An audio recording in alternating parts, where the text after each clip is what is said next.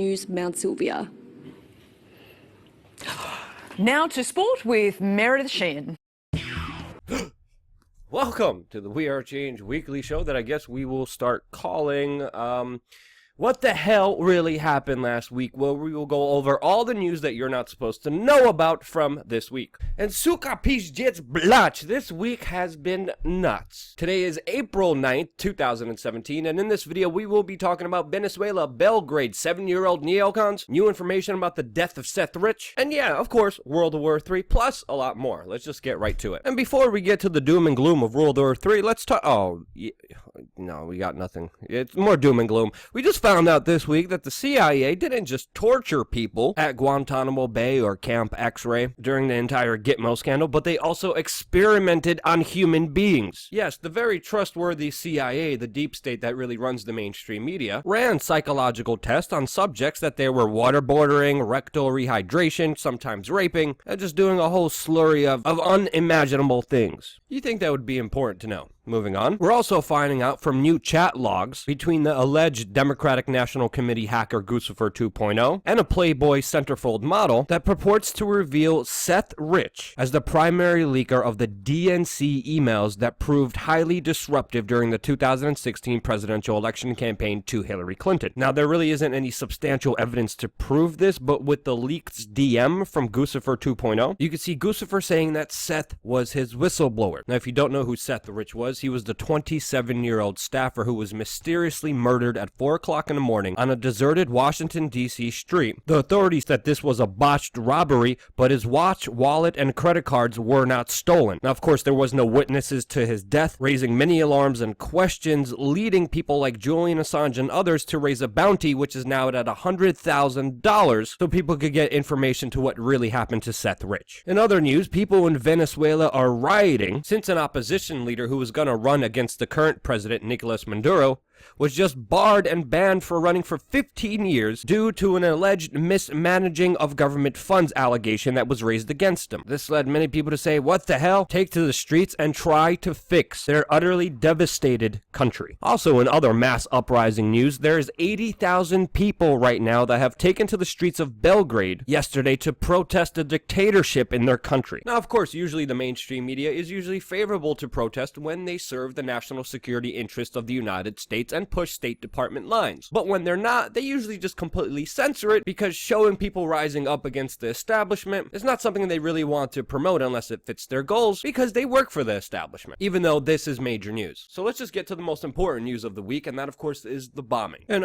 wait. For some reason, this bombing by Saudi Arabia on a Yemeni community that has created mass civilian casualties and a humanitarian crisis in that country was utterly ignored by the US mainstream media. Meanwhile, there was a major terrorist attack in Stockholm, Sweden that killed 4 people and injured 15 others. There was another terrorist attack just now today in Egypt where ISIS attacked Christian churches and killed 36 people. Now you're probably asking yourself, Luke, why are you bringing up these stories? We know this happened, but this is not censored from us. But there's a bigger picture here that I want to portray to you about a very deep level propaganda agenda that you need to know about. Because when people die in Yemen from Saudi Arabian, US, and UK bombs, when people die from terrorist attacks in Sweden or in Egypt, the US mainstream media never shows you graphic images of the people who are injured or dead. Now, of course, that makes sense. Mainstream media shouldn't be gore porn. But that rule has an exception, especially when it comes to pushing propaganda on you. And we have seen it this week from pretty much all the US mainstream media networks who are working in collusion together, lockstep and barrel with the same freaking talking points, showing you countless numbers of videos and images of children dead, of people injured.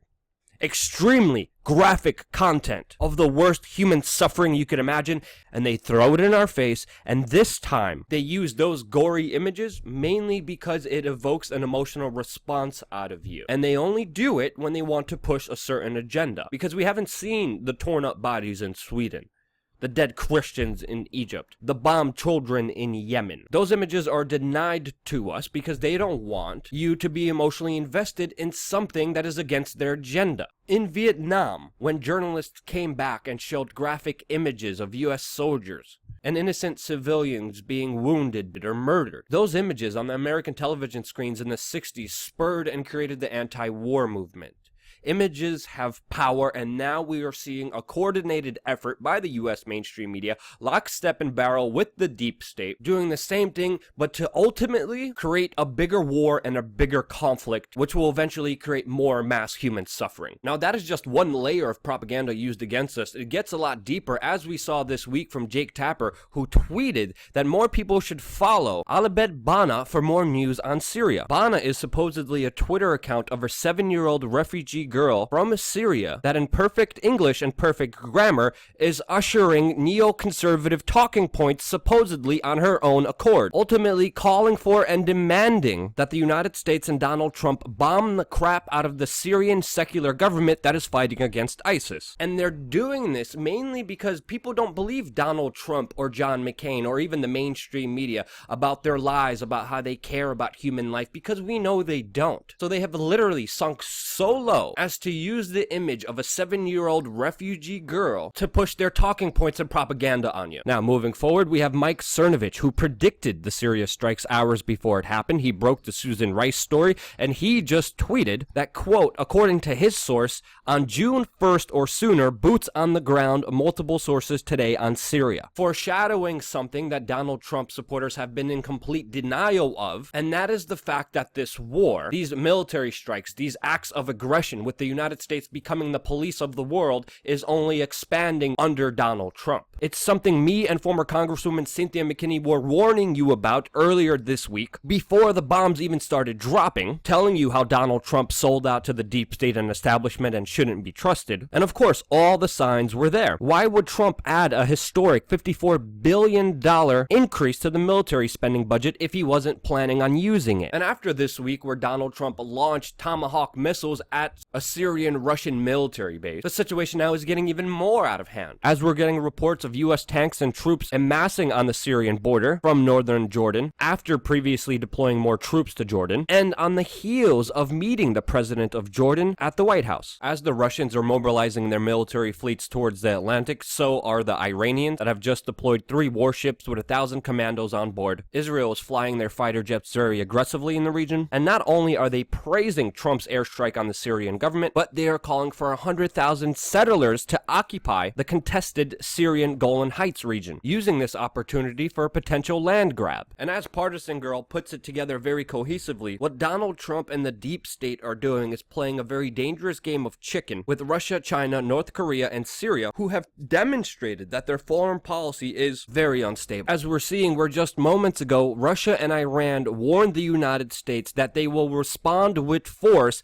if the red lines are crossed in Syria again. The red line meaning the continuation of what Donald Trump just did this week and bombed the Syrian government. Meanwhile, the United States is not backing down and just did a complete U-turn, with Donald Trump's UN ambassador saying that regime change in Syria is now a top priority for Donald Trump. We're finding out that National Security Advisor McMaster is working with former disgraced CIA head Petraeus on putting 150,000 troops inside of Syria. We're finding out that intelligence reports are being manipulated and then handed over to Donald Trump by McMaster, that he also was advised by disgraced former National Security Advisor Susan Rice on purging Trump loyalists like Steve Bannon, who was against the Syrian strikes. And yes, this is the same Susan Rice that just a few days ago was entangled in a scandal where she was caught releasing the names of people like Michael Flynn, the former National Security Advisor for Donald Trump, who was against going to war with Russia,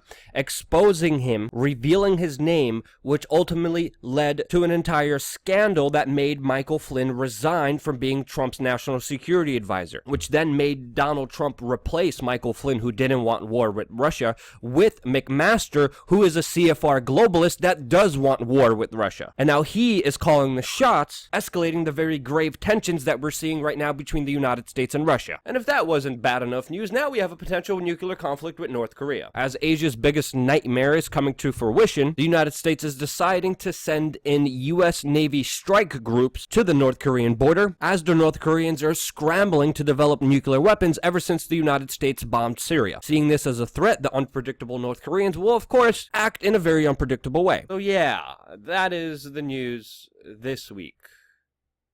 I'm not really looking forward to next week's update, to be honest with you. And oh yeah, just to update you, as an independent news team with other reporters and editors who are working on wearechange.org to give you up-to-date news every single day on that website, we just lost half of our revenue because YouTube is screwing us. And if you want to help change that, you could participate in independent media by going to wearechange.org/donate and helping us out with whatever you can, because your participation, your help is more important than it ever has been before. If we want to keep the existence of a news organization that has been fighting against the left and right on both sides of the front, no matter who was in office, no matter who was popular, no matter who shilling for got us more clicks, support us, because we don't see the problem as left-right, we see the problem from bottom up. And unless we start focusing on that, we're just going to keep repeating the same mistakes that we do every 4 freaking years by giving ourselves false hope and the disillusionment of reality from buttholes who pretend like they're something that they're not. Thank you again so much for watching. Share this video if it resonated with you. And of course, stay tuned for more real important news here on youtube.com/we